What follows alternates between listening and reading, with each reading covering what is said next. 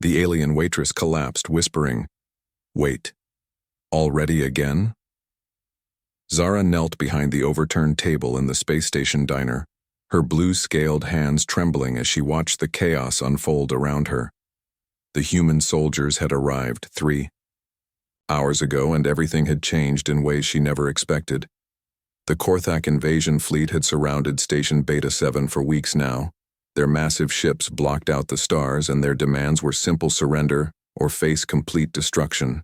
Every alien species on the station had already accepted defeat. The Zilani had hidden in their quarters. The Morvek had fled in escape pods. Even the proud Vorthian warriors had laid down their weapons, but not the humans. Lieutenant Amy Rodriguez crouched next to Zara, her weapon steady despite the plasma bolts flying overhead.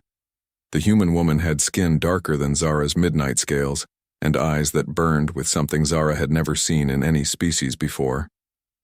"Stay down," Amy whispered to her. "This will be over soon."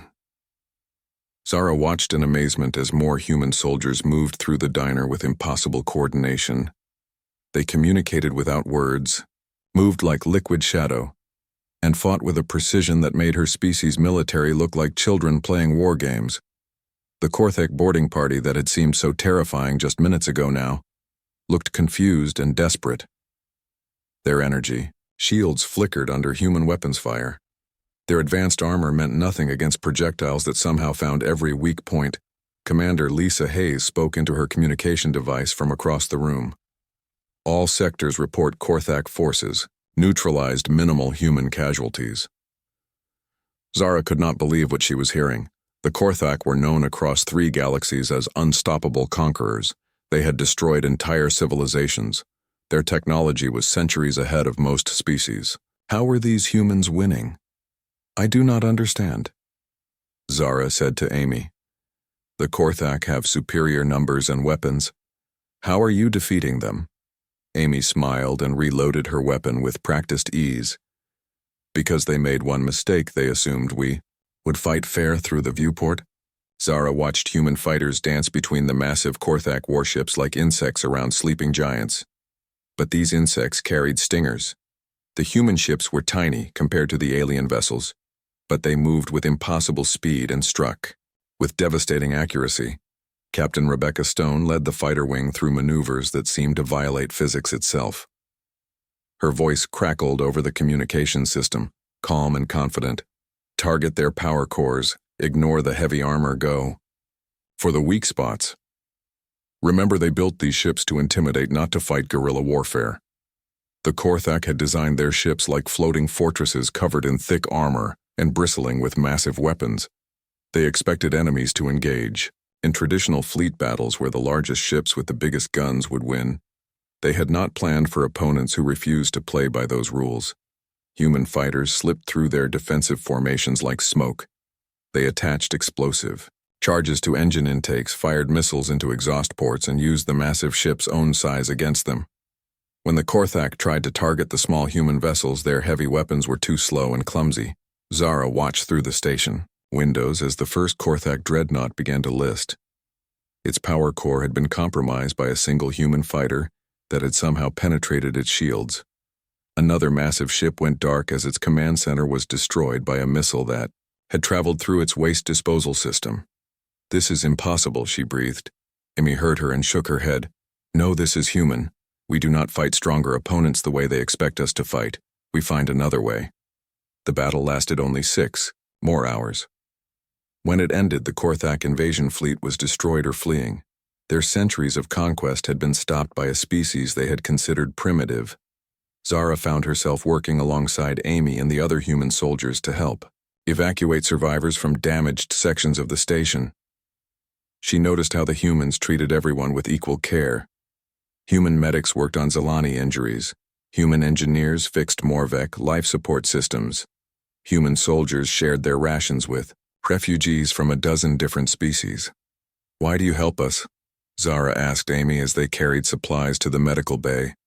"We are not your people. You owe us nothing." Amy paused and looked at her with those burning eyes. "Because that is what we do. When someone needs help, we help. When someone threatens the innocent, we fight. We do not do it for profit or glory or conquest. We do it because it is right. Later that night, Zara sat in the repaired diner serving coffee to the human soldiers who had saved them all. She listened to their stories and began to understand what made these people so dangerous. They came from a world that had tried to kill them for millions of years. Predators, diseases, natural disasters, wars among their own kind. Every challenge had made them stronger, more adaptable, more determined. They had learned to work together despite their differences. They had developed technology not just for conquest, but for survival and protection. Lieutenant Rodriguez told her about human history, about how they had survived ice ages and plagues, about how they had learned to farm hostile lands and sail dangerous oceans, about how they had always found ways to overcome impossible odds. Every species we have met, Amy explained, developed on worlds that were relatively safe and peaceful. They grew strong and advanced, but they never learned to truly struggle. We humans spent our entire evolution fighting for survival. It made us different. Commander Hayes joined the conversation. The Korthak conquered other species by being stronger and more advanced, but strength and technology are not everything. Sometimes being smaller and more desperate is an advantage. Sometimes refusing to give up is more powerful than any weapon. Zara understood now. The humans had not won through superior firepower or advanced technology. They had won because they approached every problem from angles their enemies never considered. They fought dirty when necessary, sacrificed personal glory for tactical advantage, and never stopped looking for weaknesses in seemingly invincible opponents. Captain Stone sat down at the counter and ordered coffee from Zara.